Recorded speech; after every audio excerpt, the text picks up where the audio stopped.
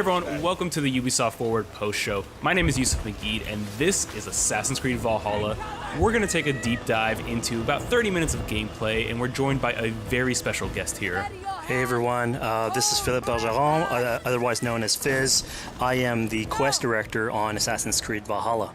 So Fizz, we're setting up here for what looks like an epic encounter. Tell us exactly what's going on here.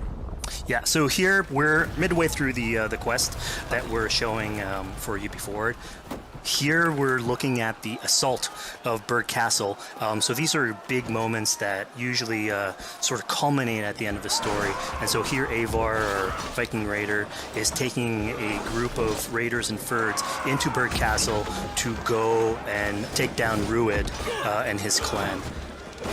So who exactly is Rued, and why does Eivor sort of want to pick a fight with him? Basically, Rued comes into play about halfway through this story arc, where at the beginning of the arc, this is something that happens before, Rued basically caused a lot of turmoil within the territory, and Oswald, who's the sort of elderman to inherit this territory, needs your help to take him down. Oswald having just been defeated in a previous quest, and so here this is revenge, but also accomplishing your ultimate goal. So Fizz, as you're talking, we're seeing some of the combat of Valhalla. Can you tell us a little bit about the changes to combat this time around? We wanted to basically add a lot of new mechanics to it. So we added like some dual wielding for the player, like a stun system in there. And we really needed to do this to sort of portray that sort of the brutality that comes with being a Viking in this day and age. So it sort of fits into that the time and the character.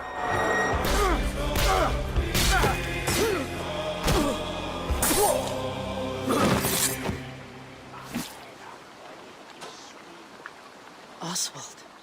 He lives. Oswald lives! Eivor, is that you? Shut your arse, twig spine. Here, Eivor has taken her entire army through the assault, and finally it's revealed that our Elderman, our ally, Oswald, is still alive, and Rued has him captive. So this is what it comes to, Wolfkist?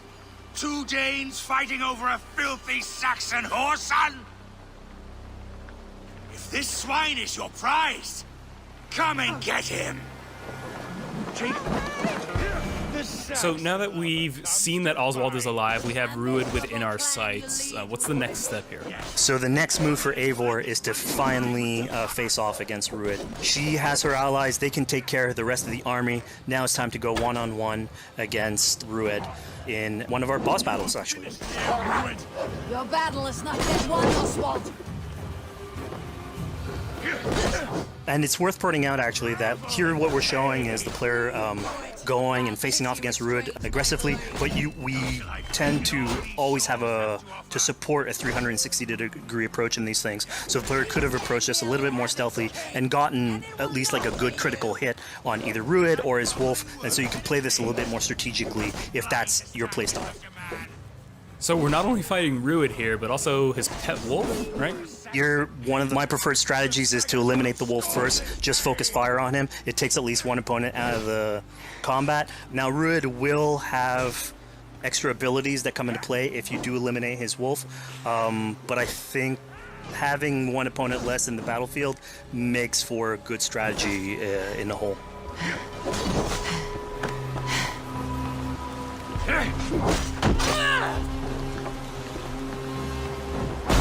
Your efforts. Only the cold dark of Niflheim awaits you. Valhalla is my destiny. That fate will not be met today. Why doesn't they should be roomed, Wolfkist? Made thralls, not treated as equals. We are better than this. Than all of them. Do not drag me down to the sewage you wallow in. Why does a Dane fight tooth and nail for a Saxon? You'd throw in with these wastrels? These Argiv swine? Eivor, no!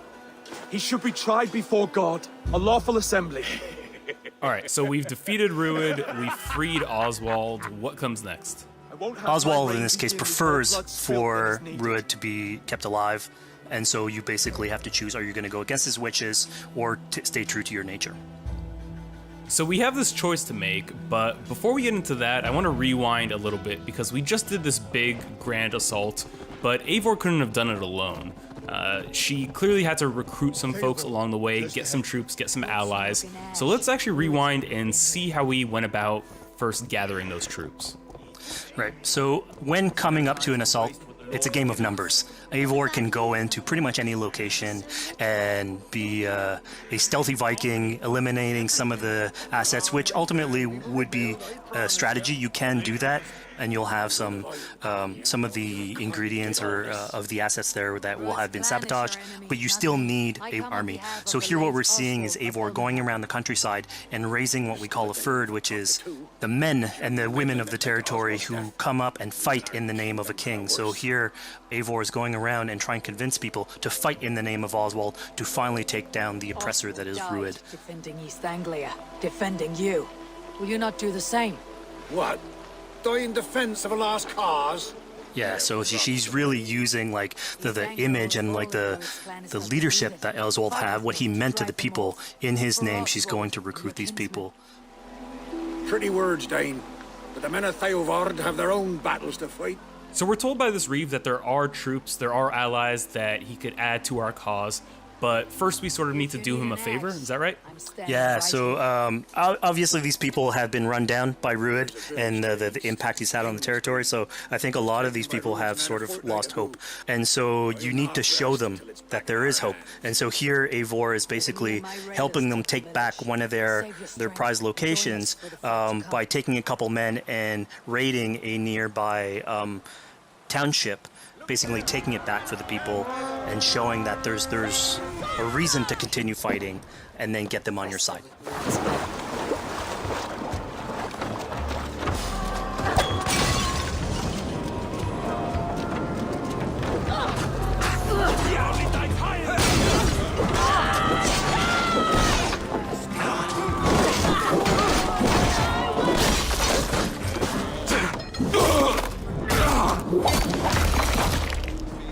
When Eivor does this, obviously you have access to a full suite of abilities. So again, the improvements that we've done to the fight system, you have some brutal axe throwing in there. You have archery or like range combat abilities in there as well. So really, again, like depending on what your playstyle is, you can customize your loadout and go in there how you wish.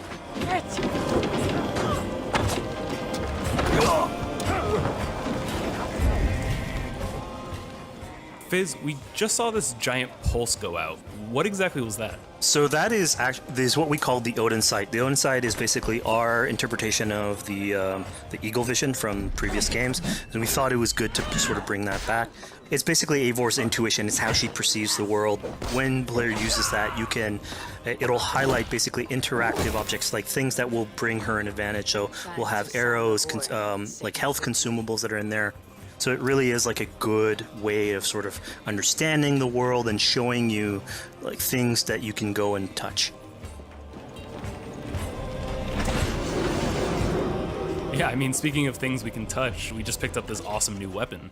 It's something we wanted to play with on Assassin's Creed Valhalla, where we have fewer weapons in the game, but you can invest in them more, so they become your weapon. And so depending what your preferred playstyle is or your preferred weapon type, then you can go and choose, I'm gonna fight with this weapon and invest heavily into that.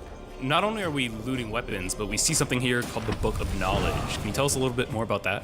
They unlock skills for the players. So here you can see the Valkyrie dive that has just been unlocked. We have these spread out throughout the world, so again, to promote exploration and discovery.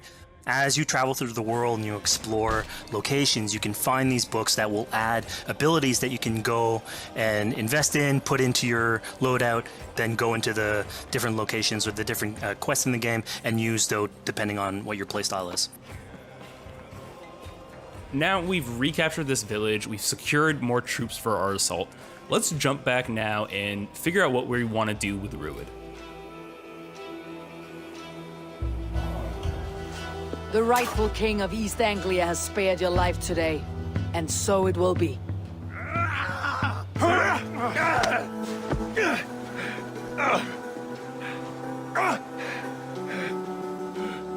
Compassion is a virtue suited for anyone, Eivor, including you. Thank you. Eivor decided to let him live. Rued is really angry about that. Being a Norse Viking, being put to the death in battle is your road to Valhalla. So he was basically denied access to Valhalla in this situation. Obviously, all of these decisions come into play later on in the game, so we have very difficult decisions for the player to make. We didn't want to have easy decisions. Yeah, you know, when I was playing, I decided to listen to Oswald and spare Rued's life, but what exactly is the relationship like between Eivor and Oswald? So the relationship between Eivor and Oswald is an alliance. It's basically Eivor is surrounded by territories that initially getting into England are hostile towards her, and obviously if you want to set up a new settlement, you want to make sure that your neighbor is friendly. So here in East Anglia, Oswald is the man for the job, where putting him into a position of power would help her sort of secure her territory. So earlier on to the territory, Eivor comes in here, meets Oswald. The problems he had with Rued are sort of put to light, and going through the arc, you basically help him deal with Rued and aligning basically Danes with Saxons in one territory. So, Fizz, we've completed the assault, we've gotten our hands dirty with some combat, taken down Rued. We have this big open region of East Anglia, so before we head off to Oswald's wedding, what do you say we head out, have some fun, and see what we can get into in the open world? That sounds great.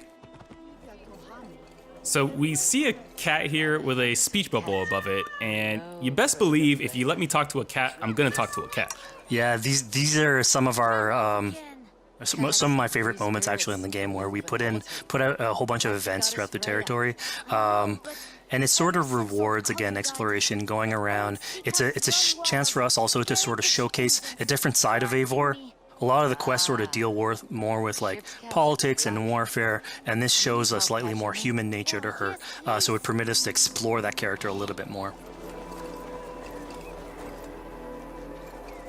And so here, basically, like you're trying to help a kid with his cat, and ultimately get that cat to sort of join your crew as a cat raider.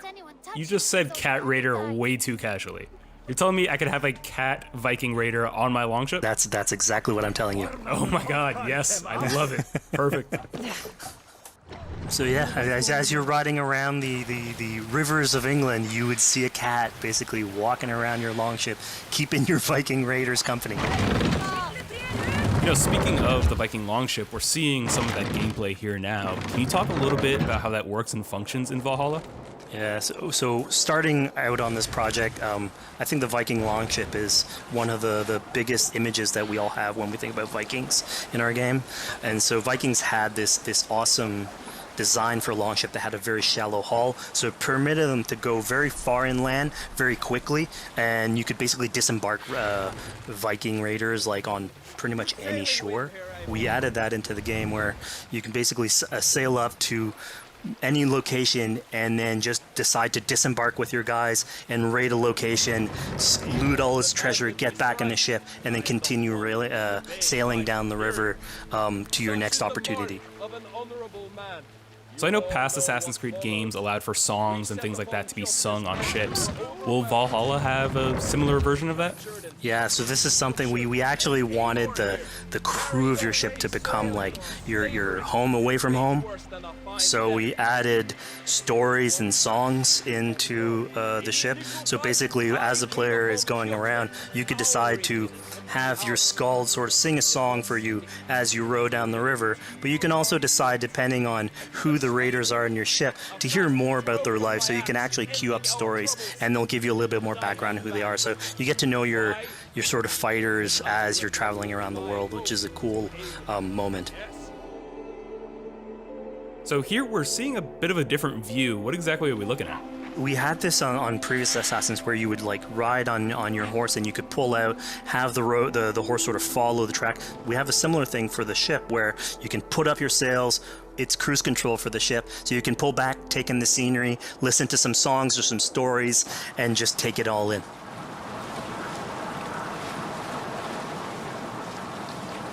So, you know, speaking of Viking songs, we have an activity here that's not exactly singing, but kind of related, right?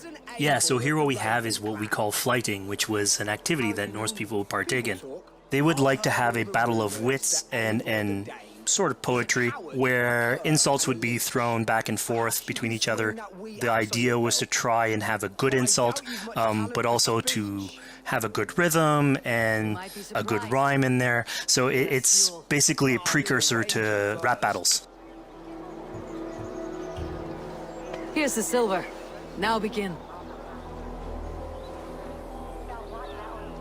To all those whom I speak, they say Eivor's a clod.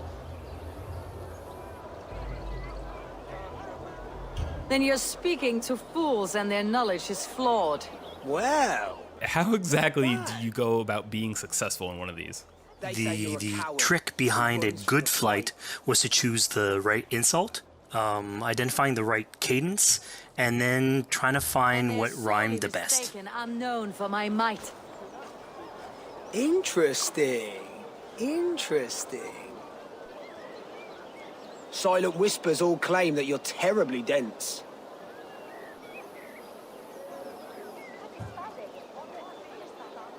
Then you've clearly misheard them. My wit is immense. Oh, you looked out with that one. Well, what a surprise. Eivor of the Raven Clan is a true talent. I'm shocked. Don't believe everything you hear, unless it touches on my flighting. Then heed every word. Take the coin. So now that we've proven our sharp tongue and wit, I think it's time for a bit more relaxing activity. So we're fishing here. Yeah, that's it. So we gave Eivor a fishing line, so you can actually throw out a line and go catch some fish. This is used basically to play into our new health loop, where the player will lose health in the world, and it doesn't automatically regenerate like we would have in the past. So you actually have to go out and get some supplies. So you'll find mushrooms and some food that you can gather. But here, like you can also catch some fish and consume that to regain some health. We also will sometimes have it in certain quests. So it's a good way to sort of chill out on the side of the water and just, again, take it all in.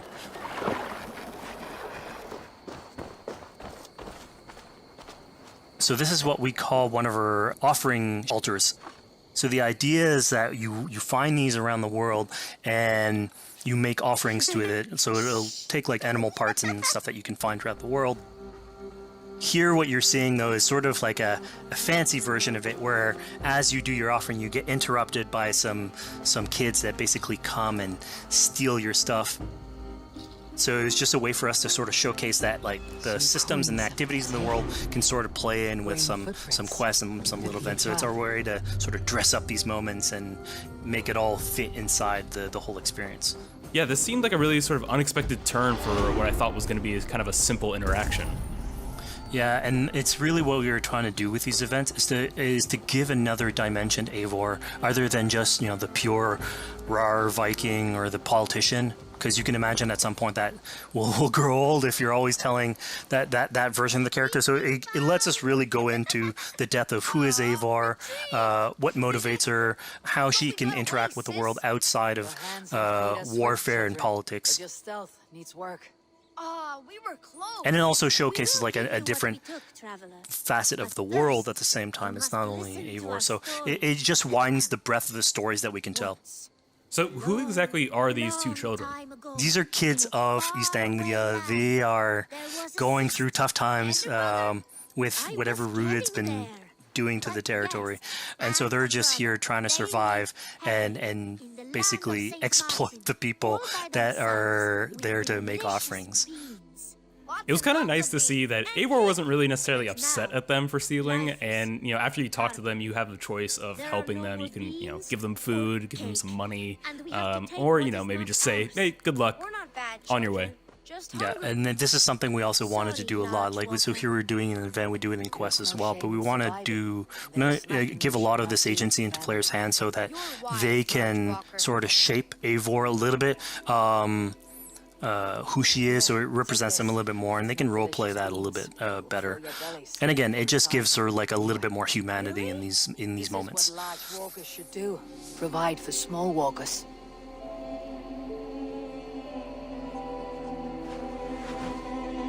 Here, large walker. A necklace. Yes, it's a St. Martin seal. You're welcome here anytime, Large Walker.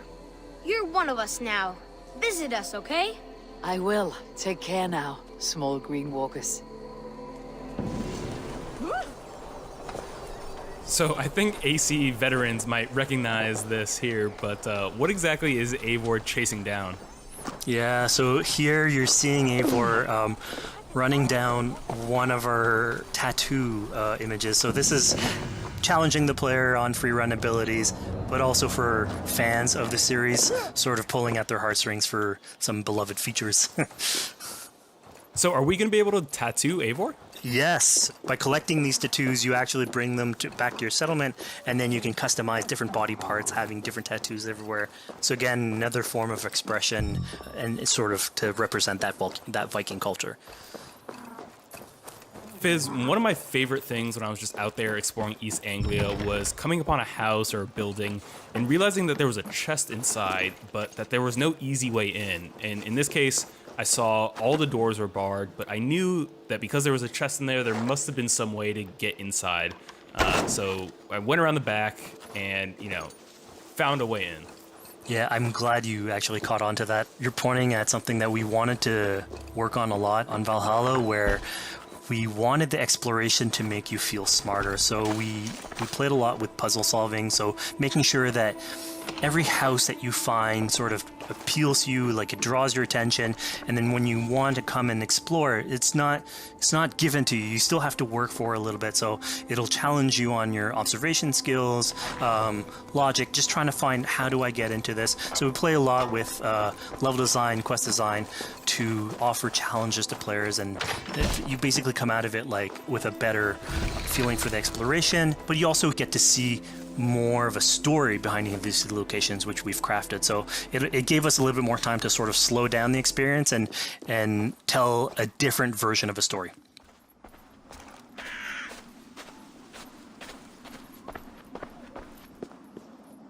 A poor victim of someone's fury.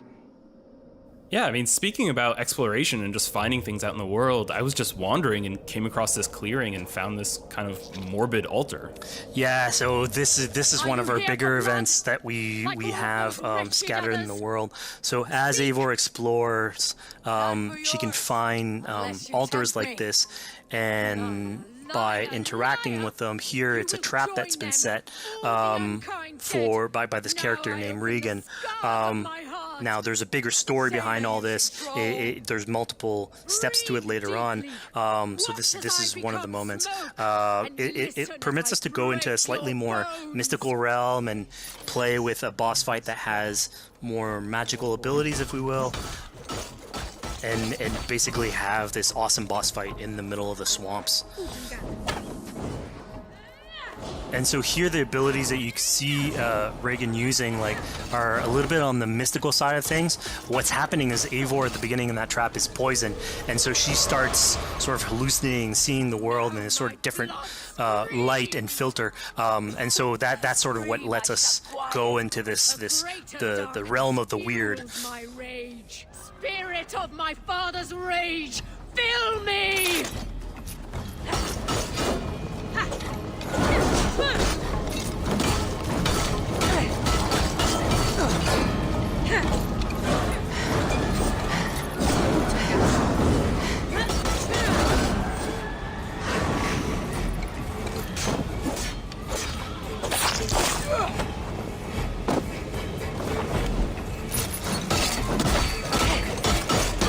Enough is crackling in the shepherd. Let rest your demons.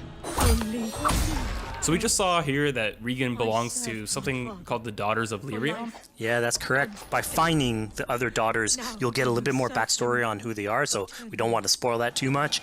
But it creates like a sort of greater story that is not on the main path in any way, but it is still very rich and adds to the lore of this world and actually plays into history. So we just had a really exciting, really intense boss battle. I think it's time for something a little bit more relaxing and calming now.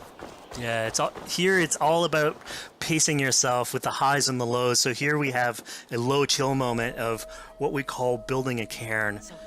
So Eivor, as she explores the world, will find these sort of meditative areas where you have a pile of rocks that you could just stack on top of one another using physics. And I mean, yeah, the ultimate goal is to try and get the highest pile of rocks, but really it's about taking in the sights, relaxing, taking a step back, and just building something. Together we stack stones into cairns. These? Yes. Think of this as a test of mind and wit. Stack the cairn stones high and wide into any shape you like. I mean, you can spend as much time as you want building these things, making them as high as you want, as weird as you want. I'm sure like a lot of these stuff will end up on the internet, like people comparing structures. And the cool thing is that once you've built it and you decide to get out of it, it sort of stays there. And so that's yours, right? And until the moment where you come back and you want to build a new one, it's sort of cool that we were able to give that to players to express themselves. At this point in the demo, we've explored East Anglia, we've met some children, we've broken into a house, we fought a boss, we built a cairn. I think now it's finally time to go and head off to Oswald's wedding. Yeah, so this is the moment it's all been building up to. By the moment you get into the territory, it's sort of like mentioned by Oswald that he's trying to get married with his Dane lady.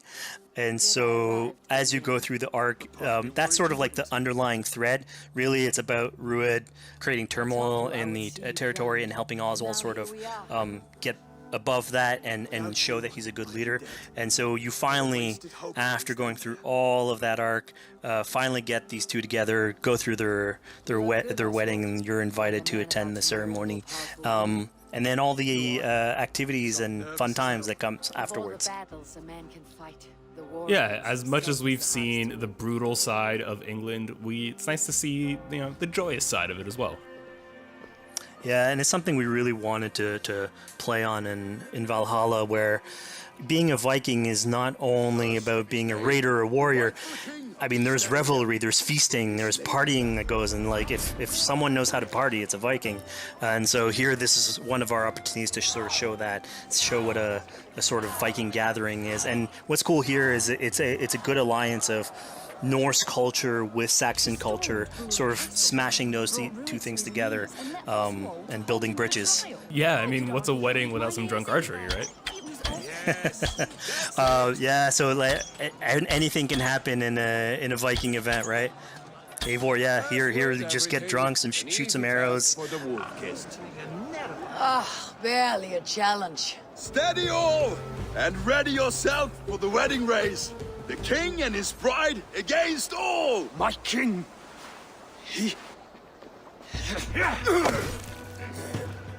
So here we see the decision I made to spare Rued came back to bite us. Yep, that's the decision you made, coming back. So as we said before, all of your decisions have consequences, and this is a big one. I challenge you. I accept. You're basically presented with the option to sort of step in for Oswald, fight the fight for him, or let him go and fight his own fight. Yeah, personally, I chose to fight myself because I thought Eivor is the type of person who likes to finish what she started. Plank by plank, and a dead king cannot keep his oaths. Let me finish this. Oswald, you gutless Arya swine! I'll slay the wolf-kissed, then hang you with your own tongue. How does this encounter with Rued differ from our previous fight with him? So at this point, you've eliminated his wolf, so it's just him. And so he's angry at this point, and so he will start using his big gun abilities like fairly earlier on in the fight. So it's way more vicious, way faster. There's less strategy. He goes literally swords blazing at you. And so this is a fight to the death.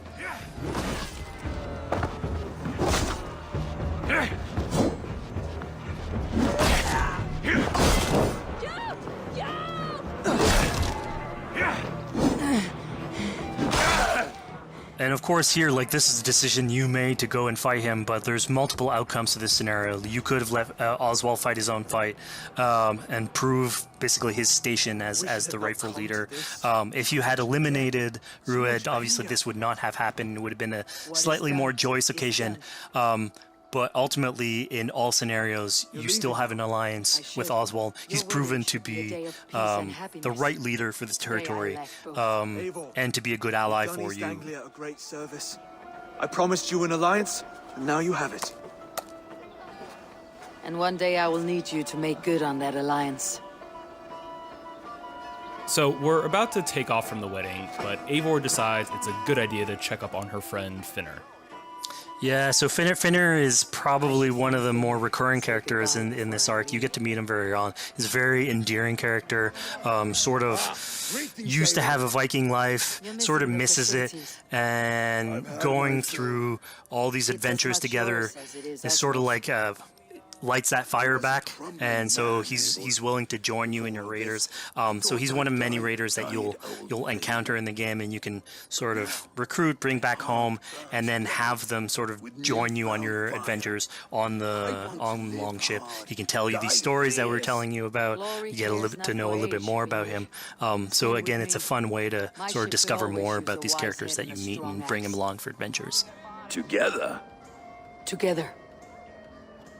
I'll gather my things. Well, folks, we've come to the end of our Assassin's Creed Valhalla playthrough. Fizz, thank you so much for joining us. When and where can people play it? Assassin's Creed Valhalla will be out on Xbox Series X and PlayStation 5 and is coming to Xbox One, PlayStation 4, PC, and Stadia on November 17th. Assassin's Creed Valhalla, available November 17th.